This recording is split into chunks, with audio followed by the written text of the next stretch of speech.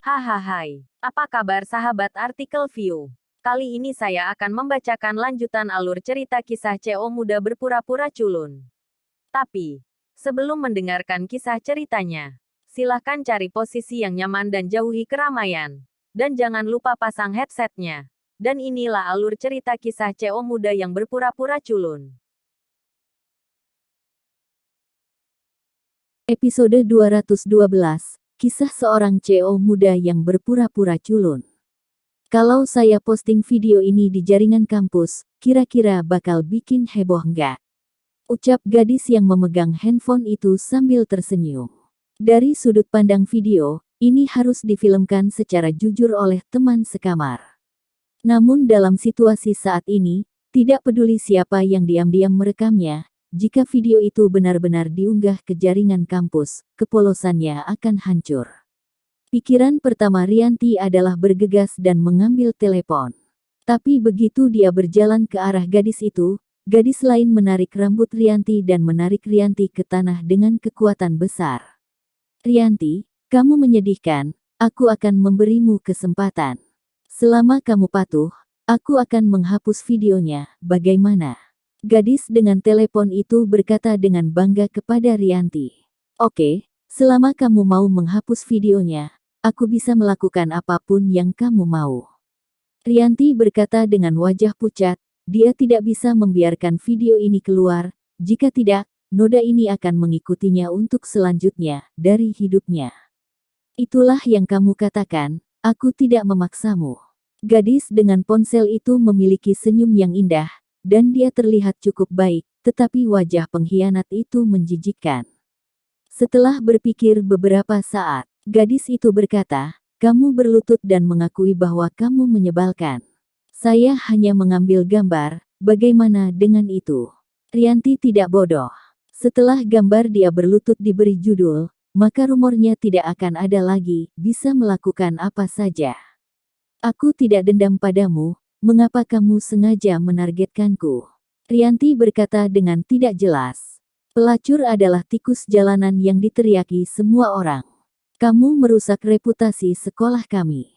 Aku akan menghukummu. Apakah kamu butuh alasan?" Gadis itu berkata dengan jijik, di matanya, Rianti seperti makhluk tingkat rendah. Rianti menggelengkan kepalanya dan duduk tak berdaya di tanah, jika dia tidak menyetujui permintaannya.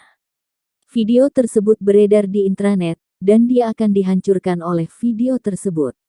Tapi foto berlutut, digunakan oleh seseorang dengan hati, juga akan membuatnya tidak bisa menghapus keluhannya. Apa yang harus dilakukan? Rianti merasakan momen paling putus asa dalam hidupnya, karena apapun pilihan yang dia buat, hidupnya akan jatuh ke dasar. Menundukkan kepalanya dan merintih, Rianti melihat sepasang kaki pria berjalan ke arahnya. "Ada apa?" Suara itu bertanya dengan sangat tegas. Rianti mengangkat kepalanya, itu adalah wajah yang tidak dikenalnya. "Siapa kamu dan apa hubungannya denganmu?" Gadis dengan telepon memandang orang itu dengan jijik, dia ingin seorang pahlawan menyelamatkan kecantikannya, dan dia bahkan tidak melihat siapa dia sebenarnya. Selain gadis-gadis ini, banyak orang di dekatnya memandangnya dengan heran, karena dia baru saja muncul di Lamborghini, yang sangat menarik perhatian. Orang yang datang adalah Ariel. Meskipun dia belum pernah bertemu, dia sudah melihat Rianti di ponsel Inem, tetapi dia tidak menyangka bahwa ketika dia baru saja tiba di gerbang sekolah, dia melihat Rianti sedang dibuli oleh teman-temannya. "Rianti, saya Ariel," kata Ariel kepada Rianti. "Ariel." Rianti mendengar ibunya alias Inem menyebutkannya. Hari ini bosnya akan datang ke sekolah untuk membantunya keluar dari masalah. Tetapi dalam imajinasi Rianti, karena dia adalah bosnya, dia pasti orang paruh baya, bagaimana dia bisa begitu mudah. Dan juga seorang pria tampan. "Kamu adalah saudara Ariel," Rianti berkata dengan tidak percaya. Ariel tersenyum dan berkata, "Jika kamu ingin berganti pakaian, bangunlah dulu." Setelah menarik Rianti, Ariel bertanya, "Ada apa?" Dia menyuruhku berganti pakaian di ponselnya. Video itu diam-diam direkam oleh teman sekamarku," kata Rianti.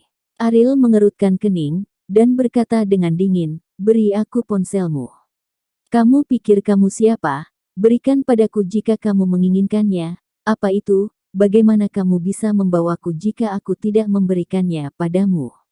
Gadis itu sambil mengangkat kepalanya, dia berkata dengan tatapan sembrono. Ariel menoleh untuk melihat Rianti dan berkata, "Jika kamu tidak bisa belajar di sekolah ini, aku akan memberimu satu lagi." Semua orang tidak mengerti apa yang dimaksud Ariel, tetapi Ariel tiba-tiba memegang tenggorokan gadis itu. Dengan tertunduk, dia berkata dengan dingin, "Apakah akan terlalu banyak pukulan di gerbang sekolah? Kalau tidak, jujurlah padaku dan aku akan membiarkanmu pergi." Gadis itu tidak menyangka Ariel menjadi kasar dengannya, dan masih di depan umum, sangat berani. "Kau, lepaskan aku. Apa kau tahu siapa aku?" kata gadis itu dengan gigi terkatup. "Tidak masalah siapa kamu, yang penting kamu tidak bisa menyinggungku." Layar ponsel masih di halaman di mana video berakhir. Setelah Ariel menghapus video, dia melemparkan ponsel ke tanah dan menghancurkannya berkeping-keping. "Aku belum akan pergi. Jika kamu memiliki ketidakpuasan, kamu dapat datang kepadaku kapan saja," kata Ariel kepada gadis itu, dan kemudian berjalan menuju Lamborghini dengan Rianti. Dia benar-benar mengendarai mobil sport. Apakah mobil ini miliknya? Ini adalah Lamborghini. Kapan Rianti mengenal orang kaya seperti itu?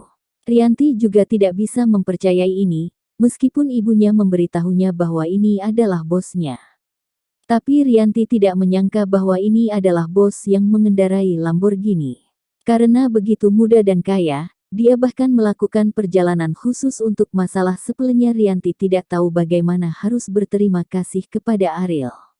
"Saudara Ariel, terima kasih telah melakukan perjalanan khusus untuk membantu saya." Setelah masuk ke mobil, Rianti berkata meminta maaf kepada Ariel. "Bibi, dia tidak menjelaskan apa yang terjadi sebelumnya, beritahu saya mengapa. Atau pihak sekolah akan mengeluarkanmu?" Ariel bertanya. Rianti penuh dengan keluhan ketika dia memikirkan hal ini, dan air matanya tidak bisa tertahan jatuh. Dia berkata, "Saya ingin sedikit meringankan ibu saya, jadi saya mengambil pekerjaan paruh waktu sebagai murid itu kelas 2 sekolah dasar. Gadis kecil, suatu hari ketika saya tiba, saya akan memberinya pelajaran. Tapi setelah saya pergi ke rumah, dia tidak ada, hanya ayahnya yang ada di rumah. Ayahnya mulai menyentuh saya, dan kemudian mengatakan dia ingin merawat saya. Saya tidak setuju dengannya, dia awalnya ingin memaksa saya, tetapi ketika istrinya pulang, dia mengatakan bahwa saya merayunya, dan kemudian istrinya membuat masalah di sekolah, dan cerita itu menyebar." Setelah jeda, Rianti melanjutkan, "Sekarang sekolah mengatakan bahwa saya seorang wanita di atas panggung, yang mempengaruhi reputasi sekolah, jadi sekolah hanya ingin mengeluarkan saya, dan sekarang mereka mengadakan pertemuan." Ariel tersenyum dan berkata, "Sepertinya saya datang pada waktu yang tepat, jangan menangis, karena saya di sini, saya pasti tidak akan membiarkan orang salah." Setelah berbicara, Ariel menyalakan mesin dan melaju langsung menuju sekolah. Kendaraan di luar sekolah umumnya tidak diperbolehkan masuk ke sekolah, sehingga penjaga keamanan melihat ini dan berencana untuk segera menghentikannya. Namun, deru mesin itu mengaum seperti binatang buas, dan satpam melihat mobil itu tidak menunjukkan tanda-tanda melambat, jadi dia hanya bisa menghindar. Dia melihat mobil itu masuk ke kampus sekolah dengan serius. Bukankah Rianti baru saja masuk ke mobil ini? Itu tidak akan menjadi master emas Rianti. Ya, sekarang Tuan Emas berani datang ke sekolah untuk membuat masalah. Tidakkah dia tahu siapa manajer sekolah kita? Kali ini ada pertunjukan yang bagus untuk ditonton.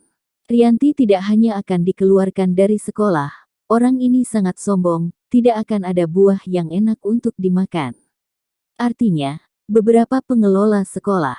Tapi mereka semua adalah tokoh besar di kota ini. Dia adalah generasi kedua yang kaya yang ingin mencari tempat untuk Rianti, bukankah dia mencari mati? Di ruang rapat sekolah, Selain kepala sekolah dan manajer sekolah, ada juga guru Rianti, serta guru yang lain. Sikap guru itu tegas, karena dia tahu betapa kerasnya kehidupan Rianti dan betapa baiknya Rianti adalah seorang siswa baik. Menurutnya, Rianti tidak akan pernah melakukan hal seperti itu. Kepala sekolah, masalah ini harus diselidiki secara rinci. Anda tidak dapat memfitnah siswa yang baik, kata guru itu. Mendengar kata-kata guru, Yuliana berdiri dengan marah dan berkata, "Apa maksudmu? Apakah suamiku memfitnahnya? Kami adalah orang-orang bisnis besar, dan yang kami inginkan adalah wajah. Hal apa yang kamu bicarakan tanpa dasar?" Yunda, sebagai pihak yang terlibat dalam masalah ini, dia tahu betul apa situasi spesifiknya, tetapi di depan kantor utama Yuliana, bagaimana dia berani mengakui perilaku buruknya dan berkata, "Jangan tertipu oleh penampilan jujurnya, bisa saja berbohong. Saya juga berpikir dia menyedihkan, dan memberitahu saya begitu banyak situasi menyedihkan, mengatakan bahwa keluarga itu sengsara dan membutuhkan uang. Jika tidak, bagaimana saya bisa bingung untuk sementara waktu?" Bersambung.